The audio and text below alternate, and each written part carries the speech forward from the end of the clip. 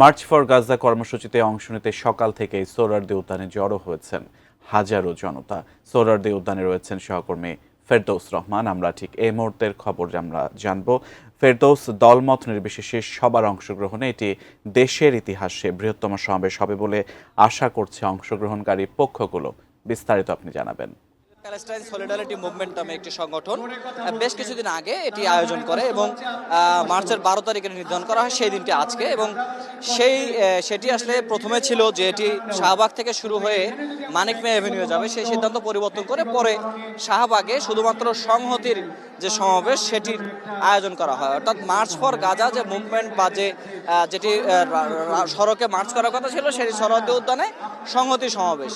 এবং এই সংহতি সমাবেশকে বলা হচ্ছে যে এখানে কোনো ধরনের দলীয়, কোনো ধরনের ব্যক্তিগত অথবা কোনো ধরনের এই যে মুভমেন্টটি, এই যে ইসরায়েলের যে বর্বরতা, সেই বর্বরতার বিরুদ্ধে মানুষের অবস্থান দেখানোর, গণমানুষের অবস্থান দেখানোর বাইরে যেগুলো যায় সেগুলো দেখাতে স্বেচ্ছাসেবকরা এবং আয়োজকরা নিষেধ করেছিলেন। সেরকম কোনো চিত্র আমরা এখানে দেখতেও পাচ্ছি না। অ্যান্টিব্যাকটেরিয়াল অ্যাডিটিভ যুক্ত সেরা ওয়াটার ট্যাঙ্ক বিশুদ্ধ পানিতে ব্যাকটেরিয়া জন্মাতে দেয় না। অর্থাৎ যারা এখানে এসেছেন তারা স্বতঃস্ফূর্তভাবে ইসরায়েলের চলমান বর্বরতা, ফিলিস্তিনের মানুষকে তারা হত্যা করছে, নারীকে হত্যা করছে, শিশুদেরকে হত্যা করছে, একটি সভ্যতাকে নিশ্চিহ্ন করে দিতে চাচ্ছে তারা, তাদের বিরুদ্ধে প্রতিবাদ জানাতে, বাংলাদেশের অবস্থান দেখাতে দল, মত, ধর্ম নির্বিশেষে সবাই এখানে এসেছেন। এবং তারা কিন্তু এই বিকেল 3টায় কর্মসূচি শুরু হওয়ার কথা, কিন্তু এখন দুপুর 2টা বাজে। আমরা এসেছি সকাল 10টার কিছু পরে। তখন থেকেই বিভিন্ন স্থান থেকে, দেশের বিভিন্ন জায়গা থেকে তারা এসেছেন,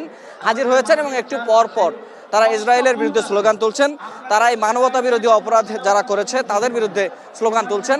তারা বলছেন অচিরে এগুলো বন্ধ করতে হবে এবং জাতিসংঘ সহ সারা বিশ্বের যারা মানবতা বিরোধী, মানবতার পক্ষে যারা আছেন, মানুষের মনুষ্যত্ববোধ জাগ্রত যারা করছেন, তারা বলছেন যে এগুলো অবিলম্বে বন্ধ করতে হবে এবং বাংলাদেশ খুব শক্তভাবে তাদের অবস্থান জানান দিতে আজকে এখানে এসেছে। এটা শুধু আমরা সোহরাওয়ার্দী উদ্যানের চিত্র দেখাচ্ছি, এর বাইরে আশেপাশের যে সড়কগুলো আছে সেই সড়কগুলোতেও মানুষরা বিভিন্ন খান থেকে মিছিল নিয়ে তারা আসছেন, বিভিন্ন খান থেকে স্লোগান নিয়ে তারা আসছেন এবং তারা এই যে মানবতার বিরুদ্ধে যে অবস্থান, ইসরায়েলের মানবতা বিরোধীর যে অবস্থান, ইউএস প্রশাসনের, যুক্তরাষ্ট্র প্রশাসনের, তার বিরুদ্ধে নিজেদের অবস্থানটাকে তারা জানান দিতে এখানে এসেছেন। এবং অনেক ধৈর্য ধরে এখানে ধুলো আছে, রোদ আছে, সবকিছু উপেক্ষা করে তারা কিন্তু এই যে অবস্থানটি সেটি জানান দিতে এসেছেন। তারা বিভিন্ন খান থেকে এসেছেন, দীর্ঘ সময় ধরে তারা অপেক্ষা করছেন।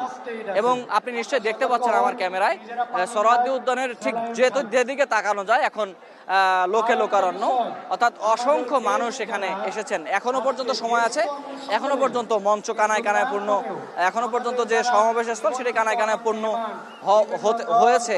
এর বাইরে যারা আসবেন তাদেরকে নির্দেশনা দেওয়া হচ্ছে তারা যেন বাইরে থেকেই এই যে সংহতি, এই যে মানুষের ঘৃণা জানানোর জায়গা, এই যে মানুষের ফিলিস্তিনের পক্ষে একতাবদ্ধ থাকার যে জায়গা, সেটি যেন করা হয়।